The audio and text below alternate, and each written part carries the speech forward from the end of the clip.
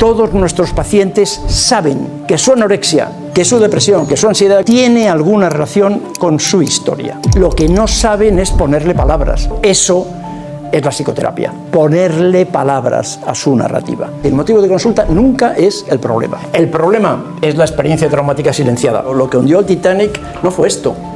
Lo que hundió al Titanic fue esto. Fue exactamente lo que no se ve. Y esto es lo que te está hundiendo a ti. No le digáis aquello de pasa página, tienes que superarlo, olvídalo. Cread esa base segura con vuestros pacientes. Convertíos en ese espacio en el que el paciente, la persona, puede poner palabras a su sufrimiento, porque el ser humano enferma por falta de vocabulario.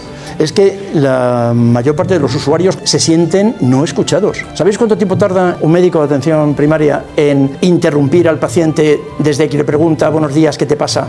19 segundos. Que además no le está mirando, porque está tecleando en un ordenador y mirando una pantalla. No tecleéis jamás mientras estáis escuchando a un paciente. Mirad al paciente a los ojos. No escribáis 150 años tomando notas al dictado de lo que el paciente nos dice. Pero algo en lo que coinciden todos nuestros consultantes es que se sienten poco mirados. Se han sentido en su vida poco mirados. ¿Qué estamos haciendo mientras estamos tomando notas sin mirarle? Retraumatizarle. Lo que llamamos la psiquiatrización de la vida. ¿De acuerdo? La psiquiatrización del malestar, la psiquiatrización del sufrimiento, cómo el sufrimiento se convierte en un diagnóstico, cómo el sufrimiento se convierte en un trastorno mental, y eso ya lo tenemos ahí para toda la vida. ¿De acuerdo? Ya lo hemos cronificado, es una cosa absolutamente fantástica. Yo os he contado que el libro de Neuberger, donde he sacado esto, se llamaba Vivir, y la compañera me ha llamado la atención, no se llama Vivir, el libro se llama Existir. Disculpadme, el título real del libro es Existir. Con todo esto, lo que también hemos hecho, y es una cosa curiosa, ¿no?, en los últimos años, es lo que llamamos la paradoja del cerebrocentrismo. Entonces, muchísimo interés por buscar alteraciones en el cerebro para que todo esto sea una enfermedad mental. La búsqueda de los biomarcadores, ¿os suena eso, verdad? La búsqueda de los marcadores biológicos. Está bien que se sigan buscando marcadores biológicos. Es posible que dentro de algunos años aparezcan esos marcadores biológicos. Ahora, hacedme caso, no los hay. Lo que me parece menos bien es que, porque yo creo que se puede hacer simultáneamente, es que mientras se buscan marcadores biológicos, deberíamos de buscar marcadores biográficos. Acordaos de este matiz, porque marcadores biográficos, sin embargo, sí que hay.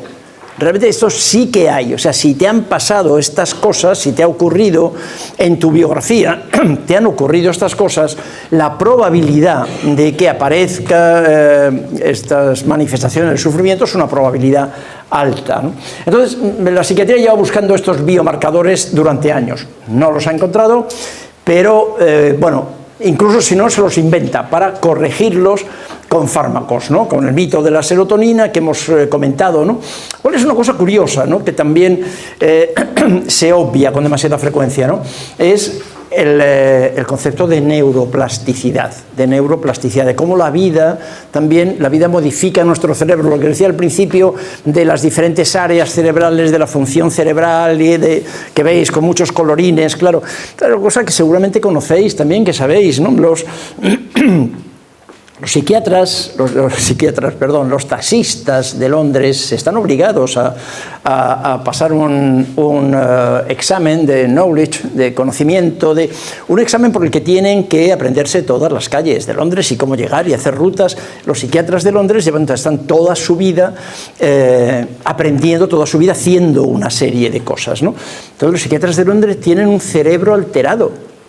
Tienen una alteración que se puede observar en el cerebro. Entonces, vamos a ver, la psiquiatría biológica lo que diría es que, como tienes esa alteración en el cerebro, tienes que ser taxista de Londres. No, joder, no, es al revés.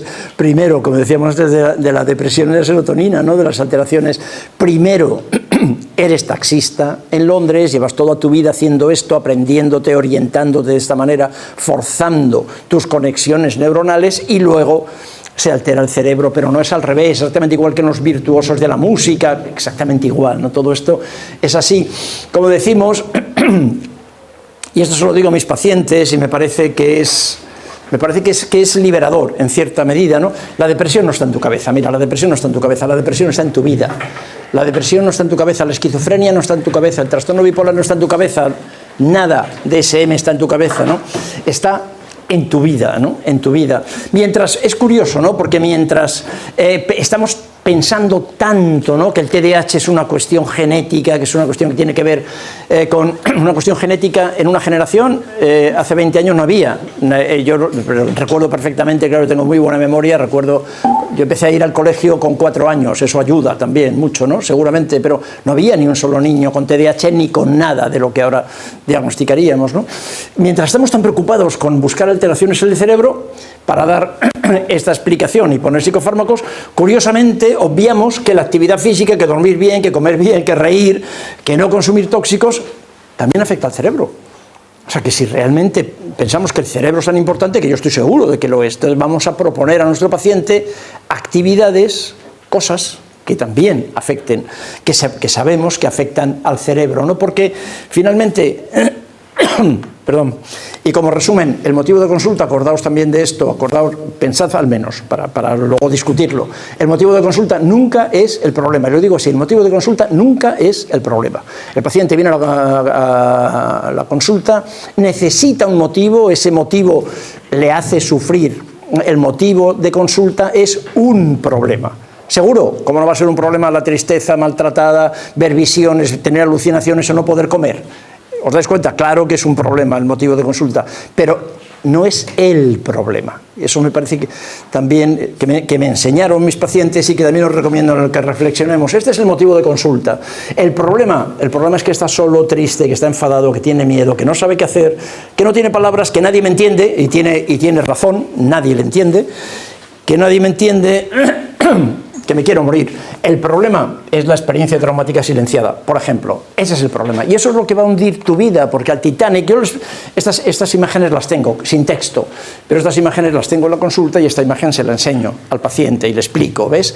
Mira, esto es lo que tú me traes. Lo que nosotros vamos a ver aquí en terapia, la terapia que yo te voy a proponer, que primero pasa siempre, por definición, por una evaluación. En nuestro modelo no se nos ocurre hacer psicoterapia del diagnóstico, como os decía antes, hacemos psicoterapia de la historia, hacemos psicoterapia de la narrativa, hacemos psicoterapia del conflicto, no del diagnóstico, porque eso no sé cómo se hace, ¿no? Lo que nosotros vamos a hacer en terapia es una evaluación para intentar ver qué está pasando aquí, porque, y le explico a mi paciente, lo que hundió al Titanic, que has oído hablar de eso, lo que hundió al Titanic no fue esto, lo que hundió al Titanic fue esto. ¿De acuerdo? Fue exactamente lo que no se ve. Y esto es lo que te está hundiendo a ti, ¿so? Entonces, lo que te sugiero es que exploremos la parte oscura, la parte oculta, porque lo que estamos haciendo hasta ahora es utilizar ventiladores para disipar el humo. Lo que hacemos en psiquiatría, y muchas veces también con algún tipo de técnica psicoterapéutica, es disipar el humo. Que no se vea el tratamiento sintomático de los psicofármacos que os decía antes, es puro tratamiento sintomático, los psicofármacos no curan nada, ni se preocupan de la causa, de la biografía, de la historia, de los padres, de todo lo que decíamos antes, absolutamente para nada, a nadie le importa eso. Lo que hacemos es utilizar ventiladores para que no se vea el humo. ¿Os dais cuenta? Mientras tanto, el paciente sigue quemándose por dentro, sigue ardiendo por dentro, está toda su vida ardiendo, toda su vida en hospitales, en psiquiatras, en psicoterapeutas, quemándose por dentro, porque lo que hacemos es simplemente ventilar el humo, para que el humo no se vea, ¿no? Porque lo que tenemos que aprender es a abordar los determinantes sociales de la salud, y esto también os recomiendo que lo miréis. Disculpadme. Esto es un documento de la Organización Mundial de la Salud, pero editado también en castellano, traducido por el Ministerio de Sanidad. Buscadlo en Internet, esto es gratis, como todo lo que os recomiendo aquí. Buscarlo en Internet. Esto es lo que llamamos lo llaman ellos los hechos probados. Cómo esto afecta a nuestra vida. Este tipo de cosas afectan negativamente, además, lógicamente, a nuestra vida, ¿no? Es lo que yo llamo el conocimiento ignorado. Todo lo que estamos viendo aquí se sabe, todo lo que estamos viendo aquí está publicado en revistas, todo lo que estamos viendo aquí disculpadme porque dicho así me parece muy estúpido, pero todo esto es científico. Lo que es curioso es cómo las ciencias de la salud actuales han sesgado la difusión de lo científico. ¿Os dais cuenta? Y solo se publica, no, se publica no, porque está publicado, solo se difunde en las universidades, en los centros de formación, solo se difunde una parte del conocimiento. Luego hay otro conocimiento, lo que llamamos el conocimiento ignorado. Esto es lo que a la gente, a la población, la está matando, o la está enfermando, la está trastornando, la está colocando en estos niveles de sufrimiento, que es lo que nos traen a la consulta con un motivo de consulta, que sinceramente es irrelevante, ¿no?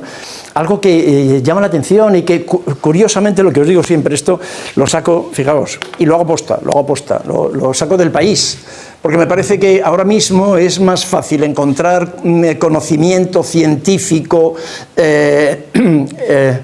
neutral, relativamente neutral, o al menos menos sesgado, en algunos medios de comunicación que en la universidad, ¿no? La esperanza de vida en Parla es 2 años menos que en Pozuelo. Parla y Pozuelo son 2 municipios de la Comunidad de Madrid, que están muy cerca. Además, están lo que es Madrid, la ciudad de Madrid, pues lindando con Madrid en el oeste está Pozuelo y lindando con Madrid en el sur está Parla. En línea recta están a unos 20 kilómetros de distancia, uno y otro. Fijaos lo que es esto, ¿no? 2 años de expectativa de vida. 2 años de diferencia. Eso es una barbaridad, eso es una auténtica barbaridad, ¿no? La mortalidad, el consumo de estupefacientes, los ingresos psiquiátricos, es abrumador. Desgraciadamente a favor de Parla, ¿no? Es decir, cómo el código genético es mucho más importante a la hora de valorar la salud de la población que el código postal, ¿no? El código postal, esto es más reciente, esto es de la semana pasada, también del País. El código postal. Y esto se sabe además, ¿no? Como el cerebro de un niño pobre parece el de uno rico que no ha dormido y que está estresado. Mirad, y esto lo que hace el País, que por eso os digo que a veces podemos obtener datos del País que no aparecen por otro lado, lo que hace el País es directamente llevarme, que yo no lo conocía, llevarme a Science, nada menos, ¿no? Que a Science, el que te explica un trabajo interesantísimo, que te explica cómo el entorno, el barrio, el donde estás viviendo, organiza tus conexiones cerebrales. Entonces, ¿cómo es posible que no preguntemos esto? O sea, ¿cómo es posible que el sistema sanitario, el sistema de atención, no pregunte, no investigue, no lo observe, ¿no? Esto es del 11 de junio, no... Es posible que no os guste del todo lo que os estoy diciendo, pero no podréis decir que no está actualizado, ¿eh? Esto es del 11 de junio, hoy es 17, esto es justo de la semana pasada, ¿no? Hay algo que no sé si sabéis, pero me parece que también es algo llamativo, que es lo que llamamos la regla 330-300, ¿no? Un estudio puramente epidemiológico que demuestra cómo el consumo de antidepresivos, los ingresos psiquiátricos, los diagnósticos psiquiátricos, tienen mucho que ver con algo tan simple como que puedas o no ver 3 árboles desde el balcón de tu casa, el 30% de tu barrio sea una zona verde y vivas a menos de 300 metros de un gran parque. Esto es lo que se llama la regla del 330-300, que es un estudio que hicieron en Utrecht, en los Países Bajos, en Holanda. Un autor, Cecil, soy incapaz de pronunciar su apellido, disculpadme, pero lo escribo ahí. Y esto es pura epidemiología, o sea, cómo el barrio y cómo el dónde vives, ¿no?, condiciona tu vida, para que luego tengamos el diagnóstico, otra vez, no perdamos de vista esto, el diagnóstico de trastorno mental, de depresión, y te mediquemos. O nos pongamos a hacer psicoterapia sin saber muy bien de qué estamos haciendo psicoterapia. ¿Estamos haciendo psicoterapia de la depresión? ¿De qué? ¿De la autoestima? ¿Entendéis lo que quiero deciros? O sea, que vamos a pensar un poco más allá y poder intentar entender a esta persona, ¿no? Entender, por ejemplo, algo tan simple como que cuando comparamos el tratamiento con antidepresivos o correr durante unos minutos a primera hora de la mañana, resulta que los resultados son iguales o mejores. Bueno, para la depresión leve o moderada, que es el 90% de las depresiones que se ven, de eso que se llama depresión, que se ven en la vida cotidiana, en lugar de los antidepresivos, lo que podemos hacer es recomendar a nuestro paciente que salga a correr por la mañana y hacer psicoterapia del por qué no puedo. Luego podemos tratar eso, porque estáis pensando, ya claro, pero es que, ¿cómo le voy a decir a mi paciente que se levante 10 minutos antes o 15 minutos antes para salir, a que le dé el sol, que tome el sol, que haga un poco de ejercicio por la mañana? Pues a lo mejor la psicoterapia es eso, la psicoterapia del no puedo, la psicoterapia de los suyos, la psicoterapia del mandato, romper el mandato, la psicoterapia del tener que ver la isla de las tentaciones, o como se llama esa ponzoña, ¿no? La psicoterapia de por qué tienes que hacer eso, ¿no? De la autodestrucción. A lo mejor esa es la psicoterapia, no la psicoterapia de la depresión. ¿Os dais cuenta que quiero insistir en eso, ¿no? A lo mejor la psicoterapia es de otra cosa, no del diagnóstico psiquiátrico. Creo que tengo depresión, no puede ser que la pecera esté contaminada, me parece precioso este dibujito, ¿no? Que encontré en internet. Pues seguramente la pecera, lo que estamos viendo ahora mismo es que la pecera está contaminada, y también les explico a mis pacientes, recordando a Krishnamurti, que no es signo de buena salud el estar bien adaptado a una sociedad profundamente enferma. Entonces, otra vez lo que comentamos ahora mismo, ¿no? Del chivo expiatorio, del emergente, de cómo esto que tú me estás contando aquí en la consulta, como si estuvieses loco, ¿de acuerdo? Y con todo el estigma que te estamos colocando, que quizás eso es al revés, un criterio de salud. Es una defensa. ¿Os acordáis de lo que decíamos? La psiquiatría del déficit, acordaos, y la psiquiatría de la defensa. Que esto empodera. El poder decirle esto a nuestros pacientes empodera. Ellos vienen desde el estigma, vienen ya muy maltratados porque están locos. Su fantasía, su realidad es que se sienten locos. No están locos, como luego vamos a ver. No estás loco, estás herido. Es que hay una diferencia tan grande en eso. Estás herido, ¿no? Y eso vamos a ver lo que hacemos con eso, ¿no? Pero hay una enorme diferencia entre considerarte loco o considerarte herido, ¿no? Claro, yo lo entiendo, lo he pensado y muchas veces me lo han dicho ya. Lo que ocurre es que todo esto del 330-300, del trabajo, de la precariedad, todo lo que estamos viendo aquí, de los transportes aquí, es todo mucho más sencillo. En Madrid, muchas personas que trabajan están hora y media para ir al trabajo y hora y media para volver. Están más del 10% del día, mucho más del 10% del día útil, metidos en un coche, o mucho peor si cabe, están en un transporte público, enloquecedor, absolutamente. Mucha gente me dice, entonces, claro, es que eso yo no lo puedo cambiar. Como profesionales, médicos, psicólogos, yo es que eso no lo puedo cambiar, ¿qué hago? Vamos a pensar. No siempre tengo respuestas, y si las tuviera, a lo mejor no os las decía, porque no es el trabajo de hoy. Pero vamos a pensar, esto es, si no lo puedes cambiar, no me vuelvas loco. O sea, si no lo puedes cambiar, no me pongas un diagnóstico. ¿Lo veis? Si tú no lo puedes cambiar, no me digas que el problema lo tengo yo. O sea, no me pongas el diagnóstico de depresión, de ansiedad, de lo que queráis, no me pongas el diagnóstico. Cada vez que ponemos un diagnóstico, nosotros estamos enloqueciendo al paciente. Os pregunto cómo siempre se entiende. Se entiende lo que quiero decir, ¿no? Aunque no nos guste, porque no nos gusta, ¿no? Pero estamos enloqueciéndole, porque somos nosotros la autoridad que define lo loco y lo sano. Si ponemos una etiqueta, estamos enloqueciéndole nosotros. Entonces, hay cosas que no voy a poder cambiar, seguro que no voy a poder cambiar, pero no te voy a enloquecer. Yo no te voy a enloquecer. Yo no voy a ser cómplice de eso, ¿no? Tenemos que cambiar el itinerario. Se define la salud y la enfermedad como el estado de bienestar o falta de en lo biológico, psicológico y social. ¿Os suena eso, no? El orden es biopsicosocial. Voy a recomendaros que cambiemos el sentido, que cambiemos el itinerario. ¿Por qué? Porque en la vida lo que estamos viendo nosotros, lo que hacemos es, primero, si os dais cuenta, primero es lo cultural. Primero es lo cultural. Es lo cultural lo que define los estilos de crianza, las modas, los ritos, los memes, los mandatos. Eso es la cultura. Primero es lo cultural. Lo cultural define lo psicológico.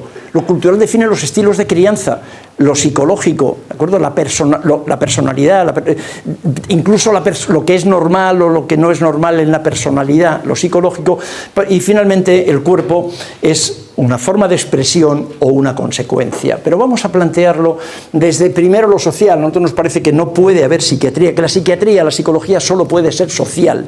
Cuando la psiquiatría o la psicología no es social, estamos perdiendo de vista una parte muy importante del fenómeno y, naturalmente, estamos obviando una parte muy importante también del tratamiento. Unos minutos para hablar de algo que me parece imprescindible, ¿no? Que no quiero perder, aunque dentro de un mes y medio volveremos, con un poquito de suerte, volveremos a estar aquí precisamente para hablar solo de esto, ¿no? De trauma. Las experiencias traumáticas precoces y la salud, no salud mental, la salud. ¿de acuerdo? La salud, experiencias traumáticas precoces, otra vez de las que nadie quiere hablar, ¿no? En un artículo en El País también hace algún tiempo, una chiquilla en un centro de acogida de menores, decía ella, ¿no? La interna, no es que he hecho yo, es qué me han hecho a mí. Y la periodista lo recoge y me encantó ese titular y por eso pues ella, la chiquilla se quejaba, no es tanto, solo se habla de lo que he hecho yo, de lo que hago yo, pero nadie me pregunta qué es lo que me han hecho a mí. Por favor, hacedlo, vamos a hacerlo, ¿no? Vamos a darle el derecho, ¿no? Y la compasión para preguntar qué es lo que te han hecho. Cambiar la pregunta que decía antes, ¿qué te ha pasado? La pregunta no puede seguir siendo ¿qué te pasa? Eso es la típica pregunta médica, que puede tener sentido en alguna especialidad de medicina, pero para nosotros la pregunta desde luego es ¿qué te ha pasado? Porque esta relación entre trauma y enfermedad es algo que está perfectamente establecido desde hace muchísimos años. La mayoría conoce el famoso trabajo de Vincent Felitti, cómo las experiencias infantiles adversas modulan también en cierta medida, esto es, tienen muchísima relación con toda nuestra vida. Estas experiencias infantiles adversas, en el estudio de Felitti y de Anda, son exactamente estas, lo que estudiaron ellos, esto tiene 30 años, se han hecho cientos de estudios de esta naturaleza y todos son coincidentes en lo mismo, en que además las experiencias son acumulativas, que cuantas más tengas, mayor es el riesgo de presentar síntomas de enfermedad, no solo de trastorno mental, otra vez, aquí lo que estamos viendo es síntomas de malestar, de sufrimiento, de enfermedad corporal también, de enfermedad relacional, ¿no? de malestar en la vida, ¿no? El comisionado de salud mental ahora, y esto me parece también muy importante y quiero reproducirlo, se ha creado este comisionado por el gobierno actual hace un par de años y la doctora Belén González, una psiquiatra, yo no la conozco personalmente, pero sí sé de lo que hace, y cuenta esto me parece absolutamente fantástico, ¿veis? Los problemas de salud mental no son crónicos, estoy absolutamente de acuerdo con ellos, es mi experiencia como psiquiatra. Los problemas de salud mental no son crónicos, los hacemos crónicos nosotros. Y esto es lo que llevo toda la tarde queriéndoos decir. ¿De los hacemos crónicos nosotros, lo digo yo, pero ya lo dicen también desde el Ministerio. Lo dice Belén González, ¿no? Los hacemos crónicos nosotros, el sistema de salud mental, al no ofrecer espacios que habré hecho. Qué susto. Al no ofrecer espacios de palabras, por favor, sed es ese espacio, cread esa base segura con vuestros pacientes, convertíos en ese espacio en el que el paciente, la persona puede poner palabras a su sufrimiento, porque el ser humano enferma por falta de vocabulario. Todo lo que estamos viendo en el DSM tiene que ver con que algo no se ha podido compartir. Y no se ha podido compartir en el entorno inicial familiar, en los primeros momentos, pero lo que es mucho más triste es que tampoco se ha podido compartir en los sistemas asistenciales. Desde luego en el sistema médico.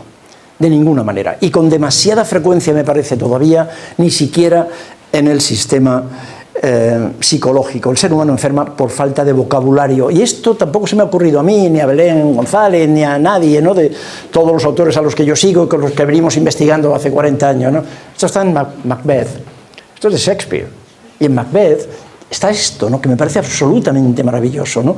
Lo que no decimos no se muere, lo que no decimos nos mata. No le pidáis, por favor, jamás a ningún paciente que haga lo que me han contado muchos pacientes a mí, que le han dicho otros colegas. No le digáis aquello de pasa página, tienes que superarlo, olvídalo, aquella experiencia traumática, aquel abuso, aquel maltrato, aquel abandono. Pasa página, ¿no? ¿Os suena eso? Algunos lo han contado, ¿no? Me han dicho, ¿no? Lo de pasar página, olvídalo. Asúmelo, supéralo. Una paciente con fibromialgia, en un estudio que hemos hecho hace poco tiempo, ¿no? Con fibromialgia, con abuso sexual por parte de su padre y sus amigos.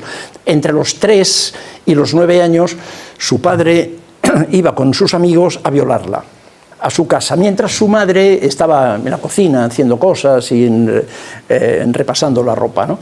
Y dejó entre los 3 y los 9 años, terminaron a los 9 años el padre y los amigos del padre. Terminaron porque se murió el padre, ¿de acuerdo? No porque esta mujer entre otras muchísimas cosas, claro, razonablemente desarrolla una fibromialgia, ¿no?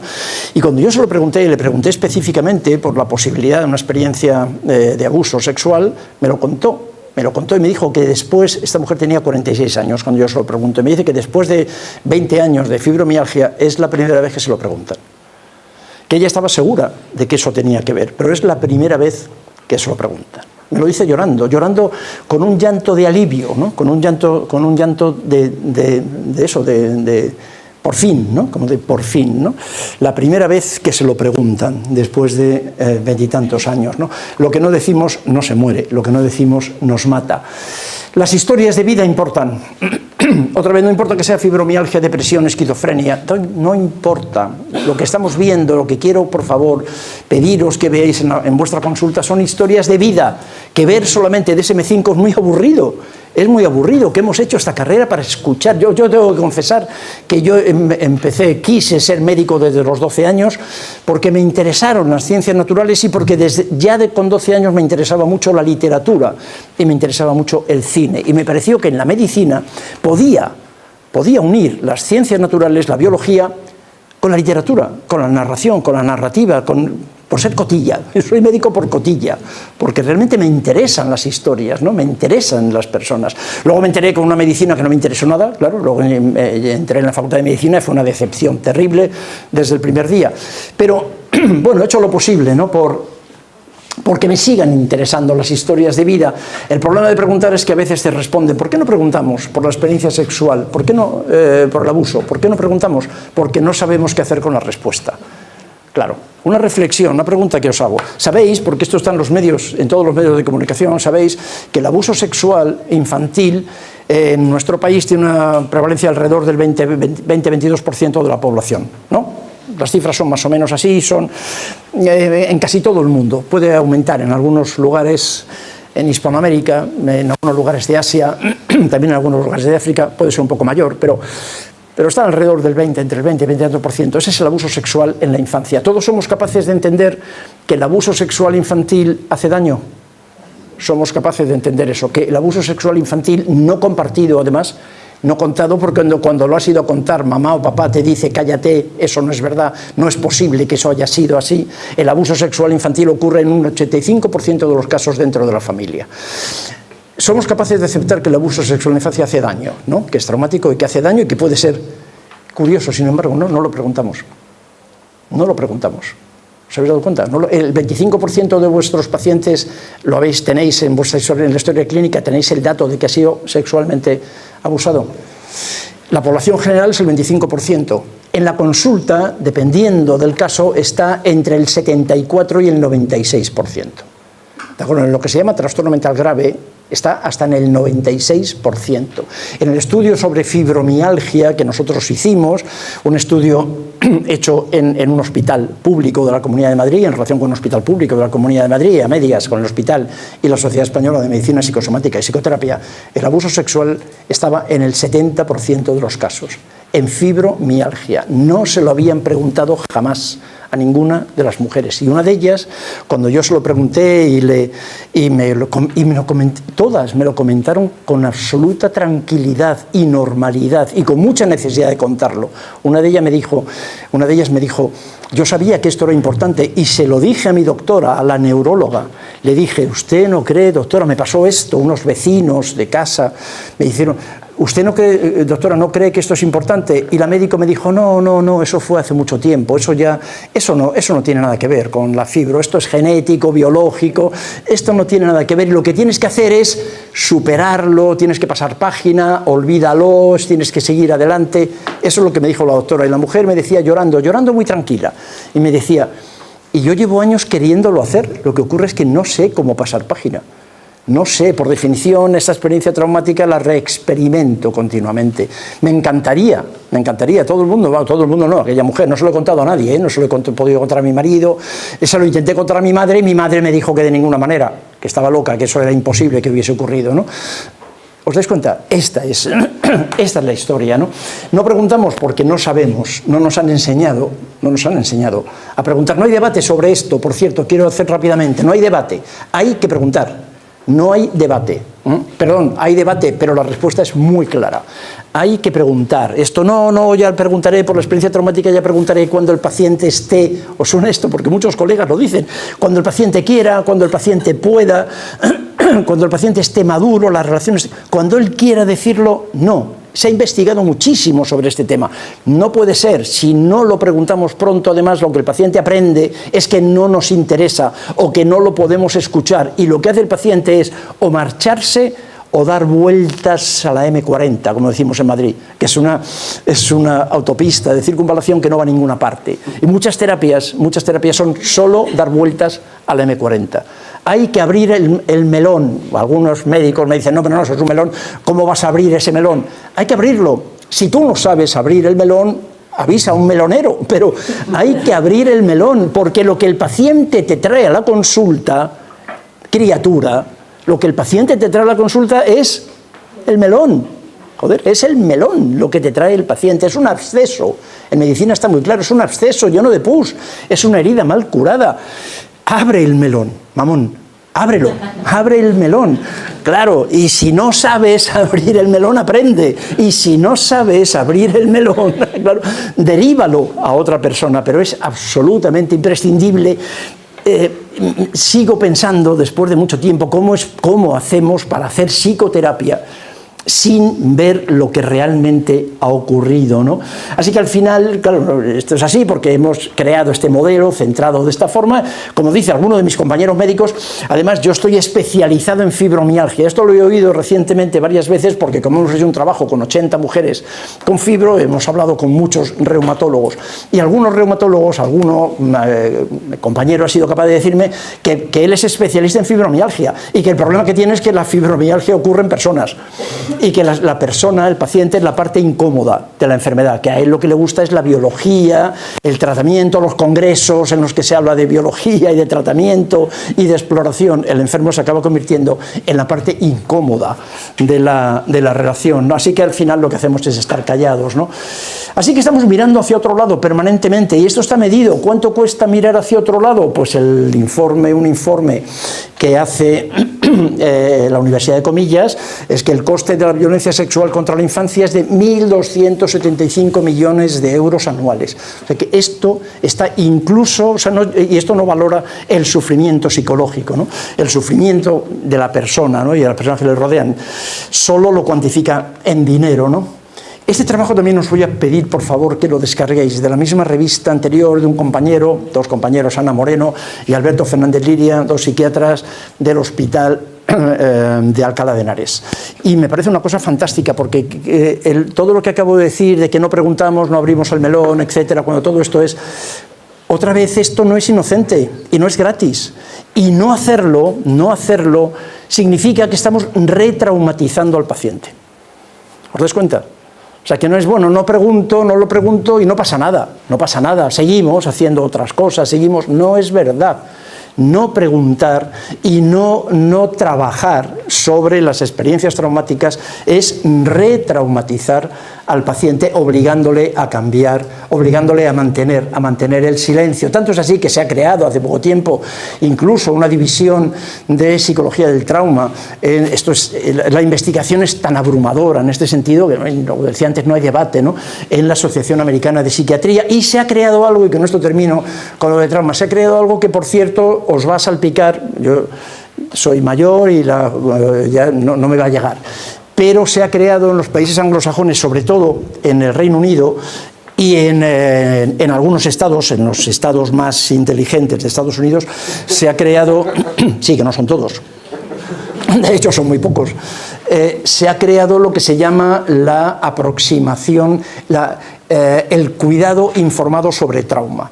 Entonces, en resumen, de lo que se trata es de que si los profesionales de la salud no vemos a nuestro paciente informado sobre el trauma y pensando en lo que las experiencias traumáticas pueden estar relacionadas con la enfermedad, no importa, porque esto es para médicos y para psicólogos, con la enfermedad, que eso puede ser considerado un delito, una negligencia profesional.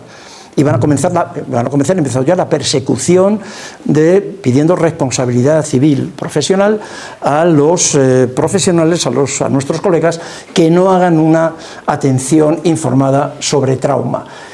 ¿Cómo evaluamos entonces a estas personas que llamamos deprimidas? Vamos resumiendo, un diagnóstico psiquiátrico no es una enfermedad. Existe el sufrimiento, existe el malestar, pero no necesariamente el diagnóstico nos ayuda. La pregunta, ¿qué te ha pasado? ¿Y cómo vamos a hacer la evaluación? Haciendo autocrítica, saliendo de esta visión cerebrocentrista que nos ha llevado, a donde nos ha llevado la industria farmacéutica, la psiquiatría, pero también la psicología, en cierta medida la psicología académica, para mirar a la persona en la historia de sufrimiento, lo que decimos, para simplificar, más allá, mirar a vuestro paciente más allá del DSM-5. Como resumen, ¿de acuerdo? Mirarle más allá del DSM-5, más allá, como si tuviese una historia, que por cierto, naturalmente, la tiene, ¿no? Una historia que os va a explicar, además, lo que realmente te está presentando en este momento. Y mirar para ver, explorando la biografía. Acordaos, nuestra historia comienza el día en el que nuestros padres se conocen, y discutidmelo si sois valientes. Sí, es exactamente así. Ahí comienza nuestra historia. No cuando nacemos, no, cuando nacemos no. La historia significativa para entender lo que te ha pasado y para entender incluso lo que te pasa ahora, comienza cuando nuestros padres se conocen, ¿no? Nos construimos en la relación y nos construimos en la relación. Cuando nacemos no valemos nada, absolutamente nada. Nos vamos construyendo nuestro sistema nervioso, el sistema psico-neuroendocrino, lo que somos, se construye en la relación, en la mirada, con la alimentación, con la voz, con la palabra, con el tacto, esos 4 grandes pilares, ¿no? Con lo que Bowlby llamaba, claro, el apego, ¿no? el vínculo de apego. Ahí nos construimos, pero es que ahí nos construimos desde el punto de vista psico-neuroendocrino inmunitario. Ahí se construye nuestro sistema inmunitario, nuestro sistema nervioso. Ahí se construye lo que antes llamaba de pasada el libro de códigos. Ese libro de códigos, ese manual de instrucciones que nos va a acompañar toda la vida y sobre el que vamos a responder ante los estímulos de la vida, ¿no? Me pareció, cuando le escuché por primera vez a Christopher Bolas, esta expresión me pareció absolutamente fantástico, y otra vez mis pacientes me lo han demostrado. Esto es lo que llamamos lo sabido impensado. ¿Qué significa esto? Todos, y cuando digo todos ya sé que estoy exagerando, lo digo con ánimo de provocar, pero voy a insistir, todos nuestros pacientes saben que su anorexia, que su depresión, que su ansiedad, que su trastorno bipolar, bla, bla, bla, bla, y que su fibromialgia, todos saben que tiene alguna relación con su historia. Todos lo saben. Lo que no saben es pensar sobre ello. Lo que no saben es ponerle palabras. Lo que no saben es armarlo. No saben contarlo. No lo saben armar, no lo saben contar, no lo saben integrar. Presentan todos, es una característica de la experiencia traumática, presentan alexitimia. No tienen palabras para expresarlo. Y por cierto, eso es la psicoterapia. ¿Qué hacemos en psicoterapia? Ponerle palabras a su narrativa y facilitar el que pueda contar su vida en relación con su historia. ¿Se entiende? ¿Os dais cuenta? Esta es la psicoterapia. Esto no es para la depresión, ¿también lo veis? No es para la depresión, es para todo. Es decir, naturalmente que para la depresión seguro, porque la mitad de vuestros pacientes vienen diagnosticados, y por eso hemos elegido la depresión como paraguas.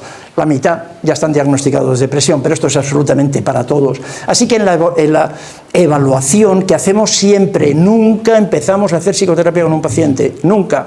Cuando el paciente viene a la consulta, José Luis, quiero hacer psicoterapia contigo, te lo agradezco mucho tu confianza, eso me parece fantástico, pero primero, en nuestro modelo, vamos a hacer una evaluación, vamos a intentar entender cómo lo que te ha pasado tiene relación con lo que te pasa. ¿Lo veis? Vamos a intentar, vamos a ponerle sentido, vamos a comprender tu historia, ¿no? Quiero escuchar tu historia. Entonces vamos a hacer primero unas sesiones, entre 4 y 5 sesiones de evaluación. Ni uno solo ha dicho que no, todo lo contrario. Lo que hemos escuchado habitualmente es que ya iba siendo hora. Ya iba siendo hora de que alguien quisiera. Son 4 sesiones maravillosas, que además la mitad de la psicoterapia se hace ahí. ¿Por qué? Son 4 sesiones o 5 sesiones en las que el paciente solo habla de él, de su historia, con alguien que le está escuchando y que le está mirando. Y que además durante 4 o 5 sesiones, un mes y un poco, no estamos, ni el paciente ni yo, estamos forzados por la necesidad de cambio inmediato. Porque el paciente no tiene urgencia para cambiar, la urgencia la tenemos nosotros, porque es lo que nos han contado en la facultad, que tenemos que provocar cambios enseguida. No es verdad, la urgencia es nuestra. El paciente lleva 20 años pasándolo mal, o 30, o 40, o 50. ¿Lo veis? El paciente no tiene ninguna urgencia, la urgencia no además es nuestra. Estamos permanentemente proyectando nuestras necesidades en la del paciente. Cuando al paciente le decimos vamos a hacer esta evaluación, está absolutamente encantado. Línea de vida, genograma, alguna prueba proyectiva, no importa. Se trata de movilizar al paciente, la fotobiografía, me gusta mucho, movilizar al paciente para que el paciente hable de él mientras alguien le mira. Muchas veces me lo han dicho, estoy disfrutando mucho de esto, de vez en cuando lloro, pero estoy disfrutando, es la primera vez que alguien me escucha, es la primera vez que puedo contar mi vida y que a alguien le importa, ¿no? Escuchar. Esta es la portada de uno de los boletines del Colegio de Médicos de Madrid, al que yo pertenezco y dirijo la Comisión de Médicos Psicoterapeutas. Escuchar. Fijaos, el propio colegio, el propio boletín del Colegio de Médicos de Madrid en el año 21 ponía esta portada, ¿no? Doctor, ¿me está escuchando? Doctor, ¿me está escuchando? ¿Por qué? Porque lo que el propio Colegio de Médicos de Madrid se da cuenta es que la mayor parte de los usuarios, como les llaman ellos, se sienten no escuchados. ¿Sabéis cuánto tiempo tarda en atención primaria en Madrid? Y no es una crítica a los médicos, de ninguna manera. Pero ¿sabéis cuánto tarda en la atención pública en Madrid un médico de atención primaria en interrumpir al paciente desde que le pregunta buenos días, ¿qué te pasa? El paciente empieza a hablar. ¿Cuánto tarda el médico en interrumpirle? ¿En tiempo? ¿Cuánto? 19 segundos. Por uno. 19 segundos. Es lo que tarda el médico, que además no le está mirando, porque está tecleando en un ordenador y mirando una pantalla.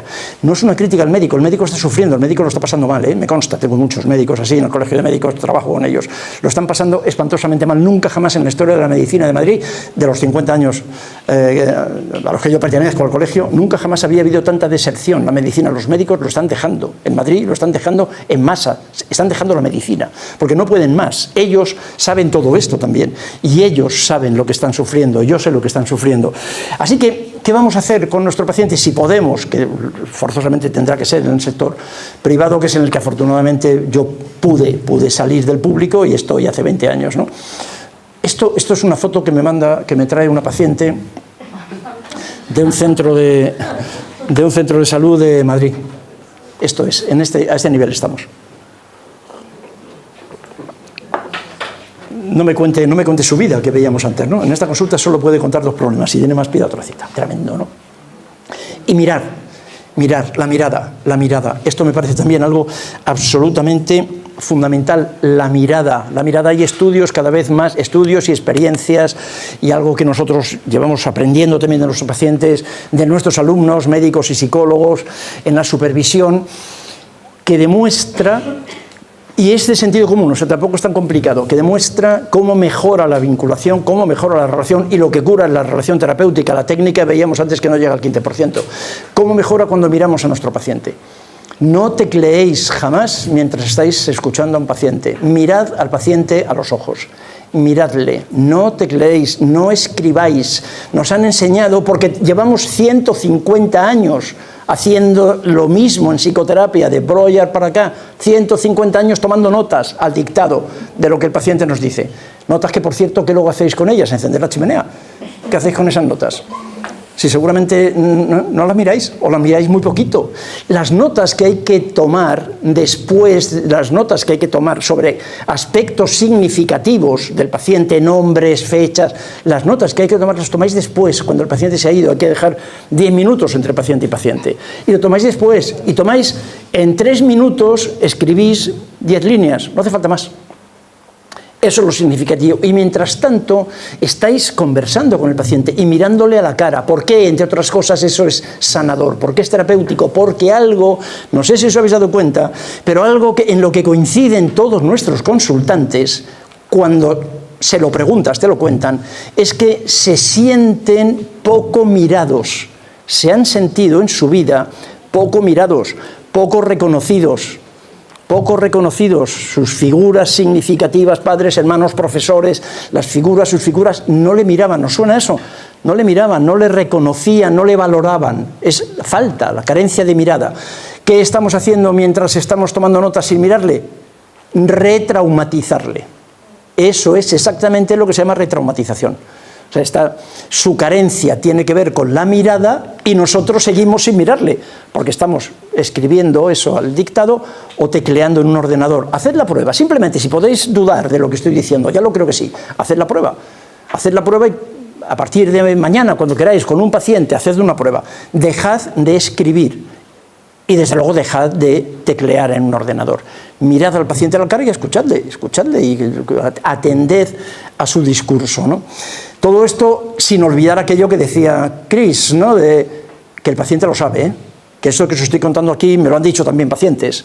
Me lo han dicho. Vengo de un terapeuta, de un psiquiatra que no me miraba, que me preguntaba cosas, que le daba exactamente igual lo que yo decía y cómo lo decía, porque no me llegó a mirar a la cara en ningún momento de los 2, 3, 5, 7 meses que estuve en terapia. Mirar. Me encantó esta imagen, ¿no? Escúchame con los ojos. Escúchame, también estoy haciendo la extrapolación de la consulta médica a la relación parental, claro. A la relación entre padres e hijos, que es exactamente lo que estamos haciendo también con este estilo de crianza en el que es relativamente fácil ver en un restaurante, cuando vamos cualquiera a un restaurante público, encontrarnos a una familia, ¿verdad? Cada uno de ellos con su tablet o con su móvil, ¿no? Entonces, bueno, pues esto es lo que está ocurriendo. ¿Qué les pasa a estos niños? Estos niños no se sienten mirados. Vamos a ver, no se sienten mirados porque les falta dopamina, serotonina, porque es una cosa genética. No se sienten mirados, joder, porque no les miran.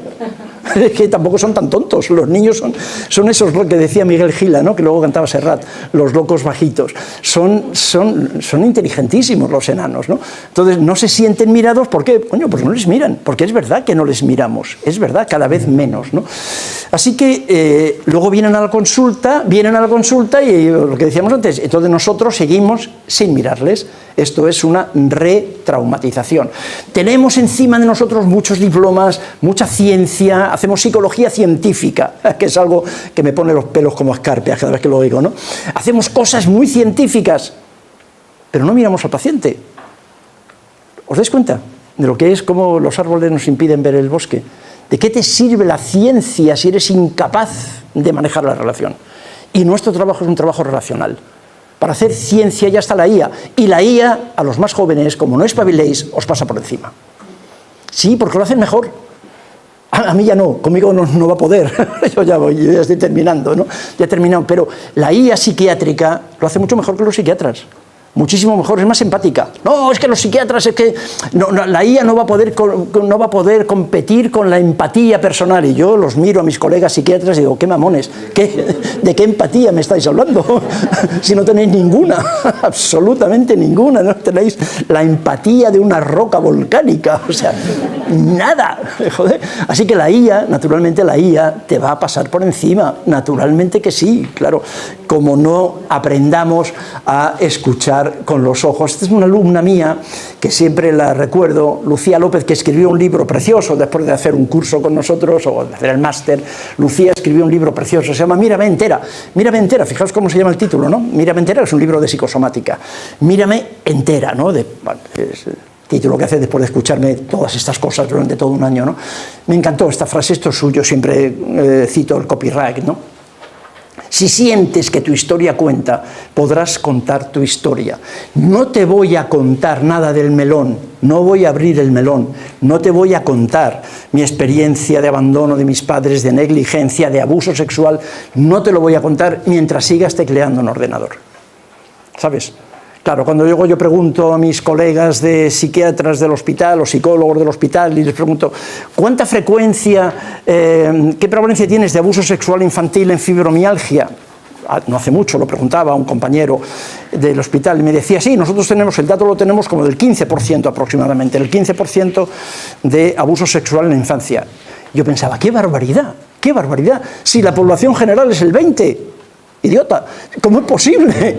Si la población general es el 20%, ¿cómo es posible que en fibromialgia sea menor? ¿Os dais cuenta? No es posible, de ninguna manera. Pero el dato que él tiene es el 17%. ¿Por qué? Porque él está obligado a estar tecleando en una pantalla, en un teclado de un ordenador, y entonces el paciente no te lo va a contar. No, si sientes que tu historia cuenta, podrás contar. Así que lo primero que tenemos que hacer es que nuestro paciente se dé cuenta de que su historia cuenta, de que me importa su historia, de que quiero que me cuente su historia, que soy un cotilla, ¿de acuerdo? Que estoy ahí para que me cuente, que no le voy a juzgar, que voy a poder sostener, que cuando me cuente la barbaridad, las barbaridades que me han contado a lo largo de mi vida, porque llevo muchos años preguntando, lo puedo encajar, voy a sostener, no le voy a juzgar.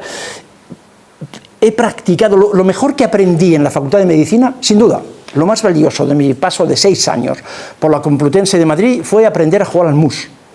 Lo más valioso, lo demás perfectamente prescindible. Pero aprendí a jugar al mus y aprendí también en ese sentido a modular los músculos de la cara. También, para que poder, las barbaridades que me contaban, poder, claro, porque también, como sabéis muy bien, la mentira es relacional. La mentira la dirige nuestra cara. Nuestra cara es lo que permite que el otro te cuente o no. Lógicamente, es nuestra cara, ¿no? Lo que se llama en términos de comunicación las muestras faciales de afecto. Bueno, pues eso, que hagamos lo posible porque se note que la historia cuenta, ¿no? ¿Necesitamos más tiempo? No es verdad que necesitemos más tiempo.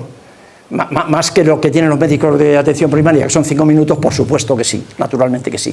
Pero también hay una cierta falacia sobre la carencia de tiempo. Lo que seguro que necesitamos es más concentración. Lo que necesitamos es aprender, saber lo que tenemos que preguntar y centrarnos, lo que en psicoterapia breve llamamos focalizar la atención en lo que nos parece que realmente es importante. Y no es que nos parezca a nosotros, es lo que demuestra la investigación de los últimos 40 años, ¿no? Y la intervención, los debates clásicos de la intervención, farmacología o psicoterapia. Psicoterapia, otra vez, psicoterapia de la depresión, no, psicoterapia no, la psicoterapia de la persona. También queda claro, desde nuestra perspectiva, otra vez insisto, todo esto puede ser, iba a decir que puede ser debatible, no estoy seguro de que pueda ser debatible. Ahora, nos lo podemos creer o no, ¿de acuerdo? Pero psicoterapia de la depresión, no. Psicoterapia de la persona, sabiendo que hay más de 500 técnicas. Ya está, que todas valen, porque lo que se ha demostrado, a pesar de lo que siguen manteniendo en las facultades, lo que se ha demostrado es que la técnica es poco relevante, otra vez, que lo que cura son los psicoterapeutas, y que hace años que se viene trabajando en un concepto fantástico, a mí me encanta, que es el concepto del super shrink, del super loquero, lo que llamamos el factor T. El factor T, y que es lo que yo recomendaría que desarrollaseis, las habilidades del terapeuta, no tanto la técnica, que es lo que todos los jóvenes, nada más terminar la carrera, lo que termináis, al terminar el grado, acabáis con lo que nosotros llamamos un trastorno por déficit de atención con hiperactividad, el TDAH de posgrado, que es empezar a hacer cursos de técnica, aprender herramientas. Yo recuerdo, lo recuerdo porque me sigue ocurriendo, ¿no?, que muchos de mis alumnos me vienen y me dicen: José Luis, yo lo que quiero es aprender, lo que quiero es que me des herramientas, yo quiero herramientas. ¿Os suena eso? Quiero herramientas. A mí se me quedaba cara de ferretero, ¿no? Yo les decía, esto no es, yo no soy ferretero, no, esto no es una ferretería. Lo mejor que puedo hacer por ti, me parece, lo mejor, no hay nada más práctico que una buena teoría. Por cierto, nada más práctico que una buena teoría. Lo que yo puedo es ayudarte a pensar quizás un poco más allá. Porque luego la técnica de verdad es lo de menos. Lo que sí que tendríamos que aprender es el desarrollo del factor T, las habilidades del terapeuta. Y luego, desarrolladas las habilidades del terapeuta, del factor T, aplicad la técnica que os dé la gana. Da exactamente igual porque son todas iguales. Psicodrama, son todas iguales en lo que se refiere a su capacidad terapéutica, MDR, cognitivo-conductual, psicoanálisis, da igual, los estudios demuestran que la técnica, insisto, es lo menos relevante. Y por supuesto, una tarea que tenéis, que ya lo comentábamos antes, es la intervención social, sin ninguna duda.